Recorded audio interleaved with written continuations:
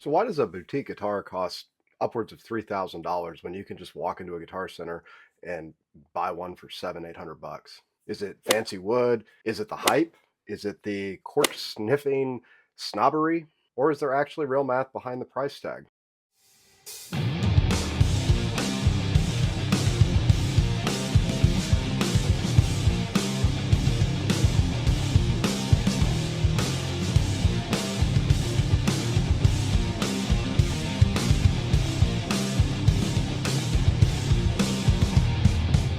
Welcome back to Man the Helm. I recently spent some time with a K Butler Wrangler. I'm pretty sure I'm going to have Kelly build me one. And I had a few people and a few comments and a few in-person people talk to me about, is the price really worth it for a boutique guitar? And we kind of had these discussions about some of the um, other boutique companies and kind of what all goes into it. And I've started to see a lot of possible misunderstanding, I guess might be the best way to say it. But when we're breaking down where this money actually goes, I think by the end of this, you'll either say, wow, that makes sense, or I had no idea. We're talking payroll, we're talking rent, we're talking dealer cut, and we're talking taxes. It's not just nice wood and handmade pickups, it's a company trying to survive. So let's follow the money. So when we think about boutique guitars, we really think about the wood that's used, we really think about the pickups that are used, we really think about the craftsmanship involved. Materials matter, but they're not the main reason. The real cost is people. Now I'm going to generalize here a little bit, so there'll probably be some very specific examples where you can prove me wrong on this, but roughly, it takes about 30 to 50 hours to make a guitar, and this is a skilled laborer, not off an assembly line. We have hand fretwork, we have finishing work, we have setups. Every little detail you can do is by hand by most of these guys. And if we were to do a hypothetical, I mean, let's say a 40-hour a week, and let's say a really skilled luthier is making $30 an hour, that's $1,200. Now, a lot of these big builders and these people that have factories, they can spread that labor across thousands of units. If a boutique shop builds 10 guitars a month, it's a significant difference. Now, a big brand guitar company with massive factories, they're able to spread this cost across thousands of units.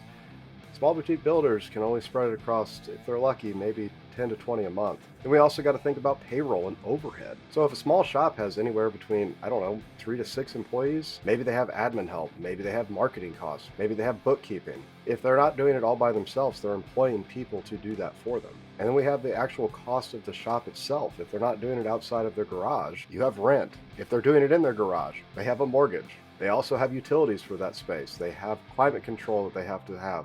They have dust collection they have to have, and they have to have insurance on that as well. And even when no guitars sell, that rent or that mortgage payment or those bills still show up. Next, you have equipment costs, R&D, CNC machines, spray booths, specialty tools, different kinds of software that help you run some of these tools. And once again, big brands can spread this cost across thousands of units. And if some of these guys don't just sell direct, you also have dealer margins you have to deal with. So think about it, if it's sold through a dealer, let's say we have that $3,000 guitar made by a small builder. The dealer margin is usually anywhere between 30 and 40%. That builder may only receive $1,800 to $2,000 on that $3,000. And that is literally the money they have to build the rest of their business on. Next, you have taxes and insurance. You have payroll tax, sales tax, business tax, workman's comp if you have employees, and self-employment tax. Small businesses don't get those mega corporation tax breaks. And you also have to think about the warranty and risk. Every finish flaw, every shipping issue, every problem you would have in shipping, neck break, or pickup failure. This comes out of their profit margin. Big brands can absorb this across, once again, the volume. Small builders have to deal with it personally. Next thing to think about is cash flow. If it takes 6 to 8 weeks to build a guitar, that money is tied up in inventory, delays your revenue, and it pressures them to have to price sustainably. So if you were to take a look at something, and I'll throw a graphic on the screen, if we were to take something that maybe costs $3,000, sold at a dealer for a 35% margin, the dealer keeps $1,050 of it, the builder keeps $1,950 of it. So are boutique guitars expensive? Absolutely. Are they overpriced? That depends on what you value. You're not just paying for good wood, you're paying for skilled labor, small batch production. And whether that's worth it to you or not, that's your own personal opinion. But yeah, that's just going to be my soapbox for the boutique guitar. And I'm not knocking on any of the big box companies. I own plenty of them. I've had plenty of Fenders. I've had a Gibson sitting right over here. Other stuff that I've walked in a Guitar Center, Sam Ash's when they were still open, other, music places, even online, and bought from big dealers. I'm not knocking it.